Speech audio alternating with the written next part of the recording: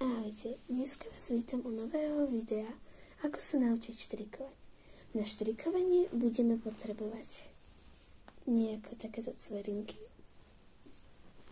a háčik.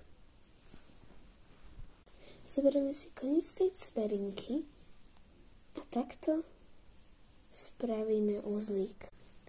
Keď už máme uzlík hotový, prepcháme cez ten uzlík náš háčik. Keď to máme prepchaté, na prst si namotáme bavlnku, alebo to, čo máme.